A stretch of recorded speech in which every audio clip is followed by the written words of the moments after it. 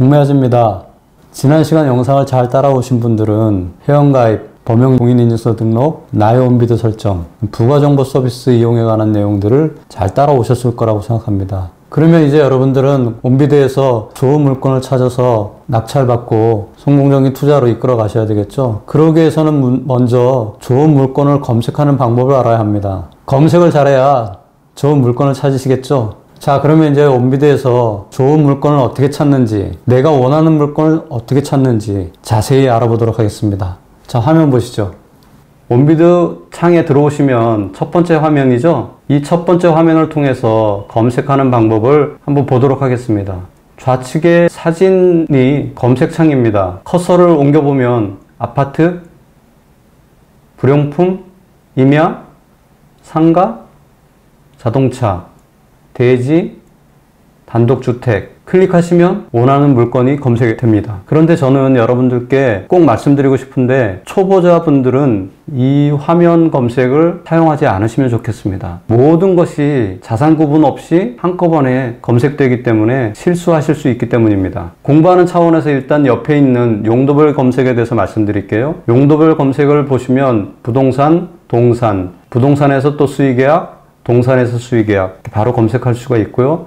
지역별 검색을 보면 클릭해서 넘어가면 지도 검색과 상세 조건 검색으로 나뉘어지는데 이 지도 검색은 지역을 선택해서 그 지역에 맞는 물건을 찾아보실 수 있도록 조건이 구성되어 있습니다.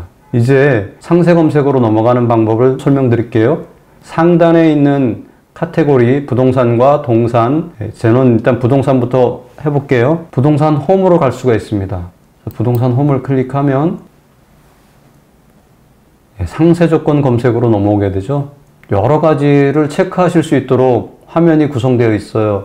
이 중에서 당황하지 마시고 원하는 부분을 선택하시면 됩니다. 매각 물건을 찾고 싶으시면 매각, 임대 물건을 찾고 싶으시면 임대, 날짜, 기간을 설정하실 수 있고 최저 입찰가도 설정하실 수가 있어요. 이제 용도 선택을 하게 되는데 이 용도는 토지를 클릭하시면 상세 내역이 또 나오죠. 이것들 중에서 하나를 선택하실 수도 있고 전체를 선택하실 수도 있습니다. 그 다음에 주거용 건물, 상가용 마찬가지고 산업용도 마찬가지고 용도 복합용도 마찬가지입니다. 이렇게 상세하게 용도를 설정하실 수 있고 나는 감정평가가 얼마 금액 이내에 있는 게 좋겠다 하시면 금액 설정하시면 되고요. 부동산이나 동산의 소재지를 설정하실 수가 있어요. 그래서 그 소재지는 버튼을 클릭하면 각각의 특별시와 강역시, 세종특별자치시 이렇게 다 나누어 보실 수가 있죠. 전체로 한번 클릭해서 보겠습니다. 면적, 건물 면적 다 나누실 수가 있고요. 유찰 횟수는 여러분들이 많은 유찰이 이루어진 물건을 보고 싶다 할 때 설정하시면 됩니다. 유찰이 많으면 가격이 많이 저감되어 있을 거라는 생각이 드시죠? 그럴 때 나는 많이 유찰돼서 싸게 살 수 있는 물건을 검색하고 싶다. 그럴 때 이 유찰 횟수를 사용하시면 아주 유용합니다. 저는 한번 4회에서 10회 이렇게 설정해 보도록 하겠습니다. 지분 물건 여부 이렇게 되어 있는데 지분 물건은 공유자 지분 이걸 얘기합니다. 그래서 공유자 지분 물건은 나는 어렵다 생각하시면 지분 물건 제외를 클릭하시면 되고요. 나는 지분 물건만 보겠다 그러면 지분 물건에 클릭하시면 되겠습니다. 저는 전체를 놓고 보겠습니다.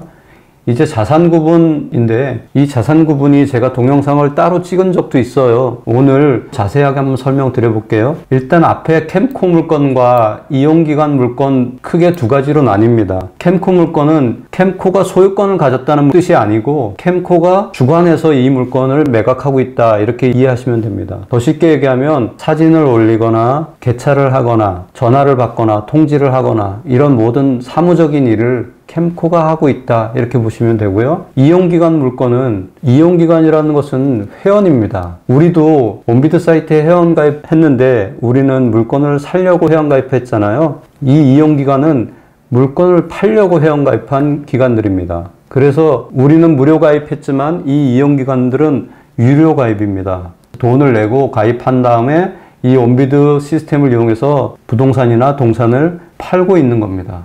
그래서 그 이용기관들이 내놓은 물건들이 이 뒤에 나오는 거겠죠. 자, 이제는 세부적으로 들어가서 캠코 물건 중에 압류재산이라고 있습니다.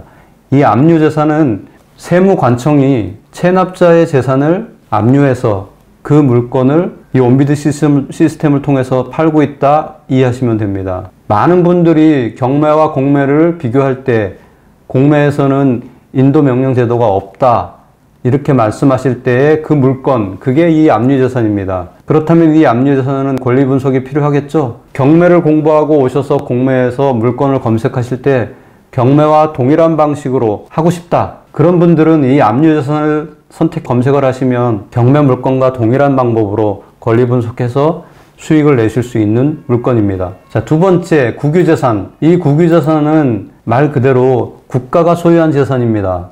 국가가 소유한 재산이니까 등기부 등본의 소유자 국가로 돼 있겠죠. 국으로 돼 있거나 기획재정부로 돼 있거나 국방부로 돼 있거나 아니면 산림청, 해양경찰청 뭐 여러 가지 국가기관들이 소유자이겠죠. 그런 물건들을 내다 팔 때 국유재산입니다. 그럼 이용기간에도 국유재산이 있는데 그럼 서로 다른 거냐? 그렇게 혼동이 되실 수도 있는데 좀 전에 제가 설명드린 것처럼 모든 사무를 캠코에다 맡기면 캠코 물건이 되는 거고요. 아니야, 우리는 사무적인 일도 우리가 할게. 그러면 이용기간 물건에 오게 되는 겁니다. 그래서 같은 국유재산이지만 누가 사무 처리를 하느냐에 따라서 아래 위로 구분돼서 나오게 됩니다. 이해되셨죠? 자, 그 다음에 수탁재산이 나오는데 이 수탁재산은 뭐냐면 원비드 사이트를 이용하는 많은 금융사들이 있는데 특히나 많은 금융사들 중에 신탁사들이 많이 있어요. 그 신탁사들이나 또 다른 금융기관, 또 다른 주식회사나 아니면 법인 이런 곳에서 내다 파는 물건들이 이 수탁재산에 오게 되는데 이 수탁재산이라는 표현은 모든 절차를 다 캠코에다가 위탁했다. 캠코 입장에서는 내가 수탁받았다. 위탁받았다. 그래서 수탁이라는 표현을 썼어요. 그래서 수탁재산이고요. 여기에는 기타 일반 재산이 이따가 설명드리겠지만 이 두 가지 물건에는 입찰 공고문 또는 매각 공고문이라는 별첨 파일이 붙어 있거나 아니면 공고문이 붙어 있어요. 그 공고문을 자세히 읽어봐야만 되는 그런 주의사항이 좀 필요합니다. 유입자산을 설명드릴게요. 유입자산은 뭐냐면 한국자산관리공사가 차상위계층이라고 하는 분들 있죠. 좀 생활이 어려운 분들, 그런 분들께 지원 사업을 많이 합니다. 그래서 보증을 서거나 대출을 하거나 이런 일들을 하는데 그거에 관련된 부동산이 경매로 넘어가는 경우가 자주 일어납니다. 그런 경우에 캠코는 손실을 보지 않기 위해서 일정 금액 이하로 유찰이 되면 경매장에 가서 직접 낙찰을 받아오게 됩니다. 그렇게 낙찰 받아온 물건이 유입자산이라고 보시면 됩니다. 그래서 이 유입자산은 등기부가 깨끗하겠죠. 그리고 소유자는 캠코로 되어 있고요. 그래서 이 유입자산도 리스크 없이 여러분들이 검색해서 수익 나는 물건을 찾아보실 수 있는 물건 중에 하나입니다. 자, 수탁담보주택은 뭐냐면 캠코가 하는 일과 또 연관되어 있어요.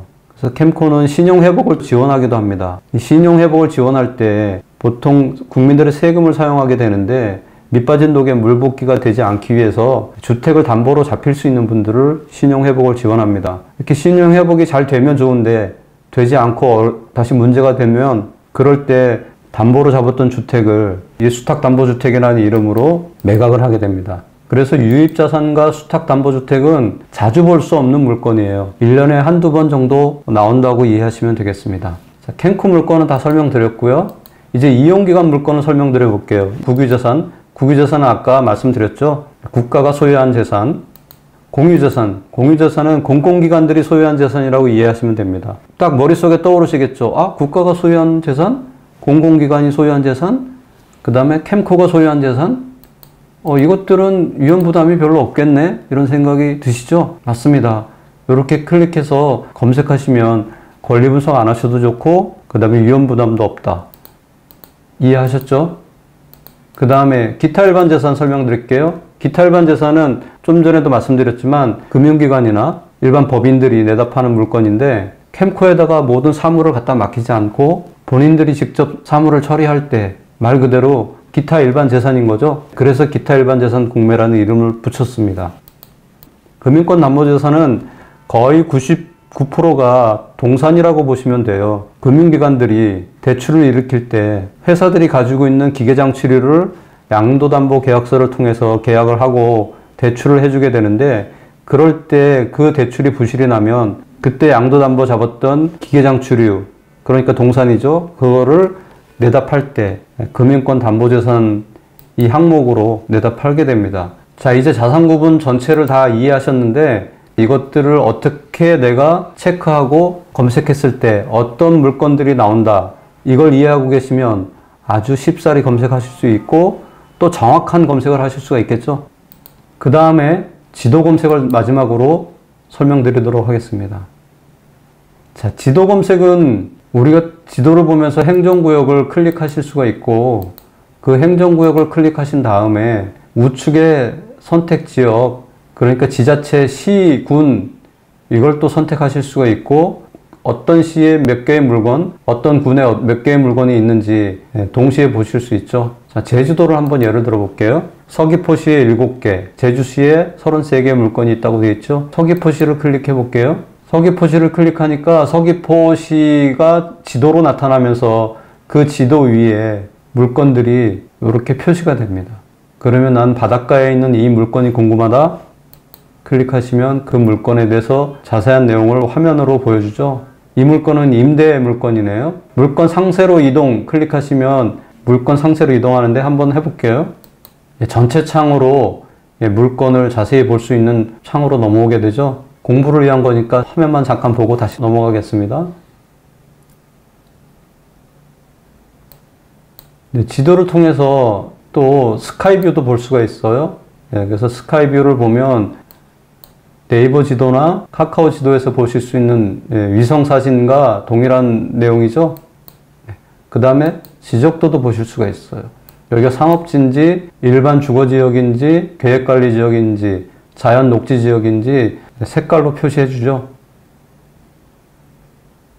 제가 지도 검색에 대한 팁을 하나 드리도록 하겠습니다. 저는 주로 바닷가에 있는 물건을 찾거나 아니면 계곡에 있는 물건을 찾거나 아니면 유명한 국립공원인 산 주변에 물건을 찾을 때 주로 이용합니다. 한번 예를 들어 볼게요. 바닷가에 물건을 찾을 때 주로 강원도 가보죠. 자, 강원도를 클릭하시고 바다가 있는 시를 클릭하시면 됩니다. 강릉시. 그러면 바닷가 물건들이 쭉 보이죠? 이렇게 해서 바닷가를 하나씩 하나씩 클릭해 보는 겁니다. 동해시. 동해시도 바닷가 물건이 보이죠? 이런 식으로 경상북도, 부산, 경상남도, 그 다음에 전라남도, 충청남도, 경기도, 인천, 지도를 통해서 바닷가에 있는 물건들을 찾을 때 그렇게 합니다. 여러분들도 이걸 팁으로 해서 나는 바닷가에 뭔가 땅을 사고 싶다, 바닷가에 있는 물건을 사고 싶다 그럴 때 지도 검색을 이용하시면 아주 쉽게 찾을 수가 있습니다.